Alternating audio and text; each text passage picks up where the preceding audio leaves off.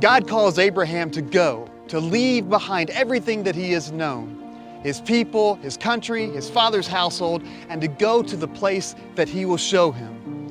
And Abraham has a great response. It says that Abraham went where God told him to go, and he went with his nephew Lot, and he was 75 years old when he set out from Haran.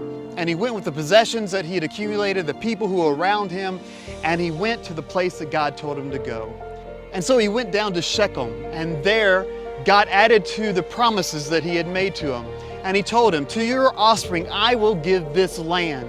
And so this is the first promise of God creating a promised land for his people. And there at Shechem, Abraham built an altar to the Lord, and he gave thanks to God. He began to worship him and thank him for what he had done. And from there he went to Bethel, and there he also built an altar to the Lord and worshiped God. And so things were going well. Abraham had obeyed God. He'd gone where God told him to go. He was worshiping God, and it seemed that this following God thing was really paying off. But then Abraham goes to the Negev, the wilderness, and there it seems so many problems would develop and so many things would go wrong. First of all, there's a famine in the land, and he has to go down to Egypt because he cannot provide for his family. He's followed God, he's doing what God has told him to do. Why is it that he can't provide for his family? He goes through this incredible challenge, and yet when he comes out, God blesses him, and he has accumulated even more wealth than when he began. From there, he went back to Bethel and he worships God, and so there is another high point in his life. But then another problem develops, and this time it is with his own family. He and Lot, his nephew, have gotten so wealthy that their servants are quarreling, and so Abraham says to Lot, "Let's not have any problems in our family.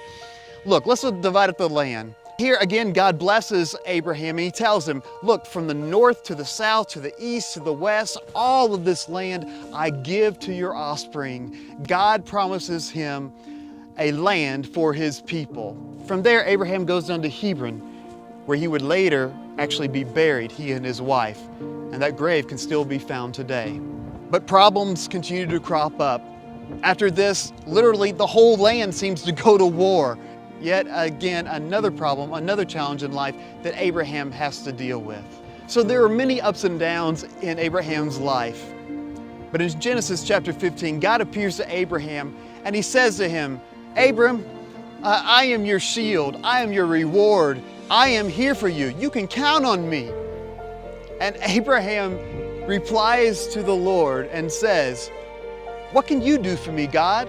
Because I have no child, I have no heir, and it is my servant Eliezer. He's going to inherit everything I have because I don't have a child. You have promised me a child, but I have not received one." And he says to God, "What can you do for me?" And it says that the Lord God, when he heard this question from Abraham, took out a lightning bolt and he threw it down and he struck Abraham down dead and destroyed him utterly. Actually, I'm just kidding, that didn't happen. What the Lord God did in response to Abraham's cry, his painful cry that he had not had a child, was to very patiently take him out and reaffirm to him the promise that he had made, that he would indeed bless him with many offspring. God said to Abraham, "No, this man, Eliezer your servant, shall not be your heir, but a child of your own flesh and blood shall be your heir." And God said, "Look up at the stars and count them if you can. As many stars as there are in the heavens, so shall your offspring be." And it says that Abraham believed God, and God credited it to him as righteousness. What do we see from this? We see that when Abraham questions God, and he sincerely does not understand why the promise has not been fulfilled, that God very patiently explains to him his plan and reaffirms to him his promise. So many times you hear that if you believe in God, you shouldn't ask questions. But we see that Abraham, and indeed all of the great heroes of faith throughout the Bible, had questions for God.